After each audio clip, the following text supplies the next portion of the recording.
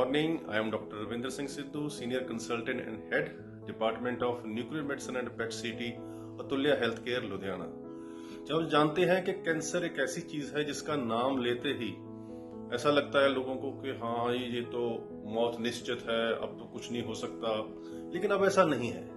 अब cancer curable है, cancer treatable है और कैंसर का पेशेंट एक अच्छी क्वालिटी की लाइफ जी सकता है। सो जब हम कैंसर की डिस्कशन करते हैं तो इसको हम 4 पार्ट्स में डिवाइड करते हैं। First is prevention, second is early diagnosis, third is proper staging and fourth is proper treatment. So prevention, cancer को प्रिवेंट कैसे किया जा सकता है?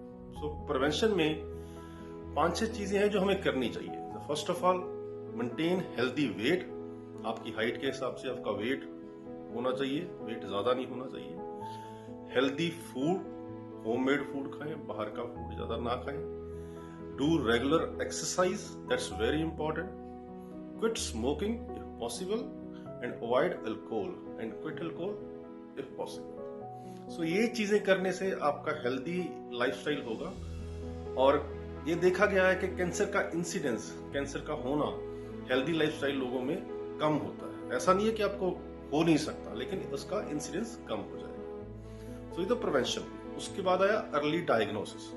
अर्ली डायग्नोसिस में हम 2 चीजें लिखते हैं, एक तो स्क्रीनिंग, दूसरा अर्ली डिटेक्शन। स्क्रीनिंग होता है कि जब आप बिल्कुल नॉर्मल हो, आपको कोई सिम्टम नहीं है, कोई तकलीफ नहीं है, बट आप रेगुलरली जाके अपनी स्क्रीनिंग कराते हो, जिसमें जैसे breast cancer and cervical cancer, बच्चेदानी के मुंह का कैंसर और छाती का कैंसर, ये फीमेल्स में बहुत कॉमन है। सो ब्रेस्ट कैंसर के लिए मेमोग्राफी होती है। आप जो फीमेल की एज 45 प्लस है तो उनको मेमोग्राफी करवानी चाहिए, सो हम अर्ली डिटेक्ट कर सके कैंसर को। सिमिलरली सर्वाइकल कैंसर के लिए एक टेस्ट होता है जिसको हम पैप स्मीयर बोलते हैं, तो वो करवाना चाहिए। ऐसे मेल्स में प्रोस्टेट कैंसर बहुत कॉमन है।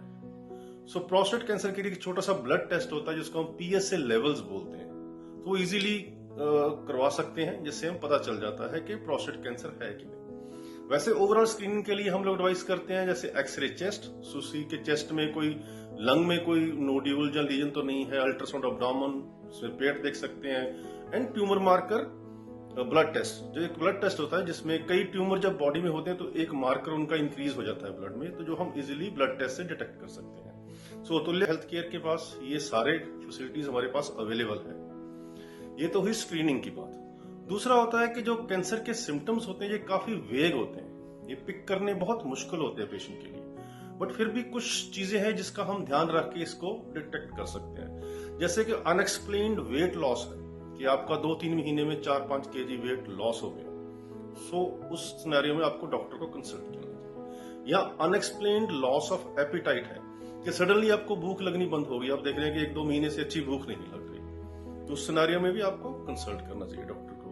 पेट के कैंसर में होता है कि जैसे आप खाना खाते हो तो खाने में दिक्कत होती है, खाना कहीं अटकता है, या आपकी बाउल हैबिट्स चेंज हो गई, ये भी एक साइन है जो कैंसर हो सकता है। दूसरा, जैसे फीमेल्स में हमने बोला कि ब्रेस्ट कैंसर बहुत कॉमन है, तो self breast examination is very important. अगर आपको लगता है कि ब्रेस्ट में कोई नोड्यूल है, कोई गांठ है, तो आप डेफिनेटली मेमोग्राफी करवाइए, जिससे हम पता कर सकते हैं कि ये गांठ नॉर्मल है या ये कैंसर की गांठ है। दूसरा, अगर पोस्ट मेनोपॉजल फीमेल है कि आपके साइकिल्स बंद हो गए हैं लेकिन फिर भी आपको थोड़ी बहुत स्पॉटिंग हो रही है, कोई वजाइना से डिस्चार्ज आ रहा है, तो वो भी एक साइन हो सकता है कैंसर का इन फीमेल पेशेंट। तो आपको वो उस सिचुएशन में डॉक्टर को कंसल्ट करना चाहिए। तो ये कुछ साइंस हैं कि अगर आप ये पिक कर लेंगे तो हम इस डिजीज को अर्ली डिटेक्ट कर सकते हैं। ये साइन आते हैं। उसके बाद सबसे जो इम्पोर्टेंट चीज है वो है डायग्नोसिस एंड स्टेजिंग, कि कैंसर कौन सा है, कौन सी टाइप है और कौन सी स्टेज पे है।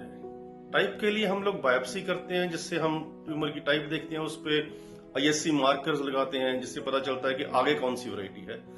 और इसमें एक पेट स्कैन रहता है जिसमें पूरी बॉडी का स्कैन किया जाता है देखने के लिए कि कैंसर की स्टेज क्या है, क्योंकि जो ट्रीटमेंट है वो स्टेज के अकॉर्डिंग होती है। अगर कैंसर फर्स्ट स्टेज पे ही है तो उसको सर्जिकली रिमूव किया जा सकता है, सर्जरी करके उसको बॉडी से निकाला जा सकता है, तो पेशेंट टोटली क्योर हो जाएगा, उसको दोबारा वो कैंसर वापस नहीं आएगा।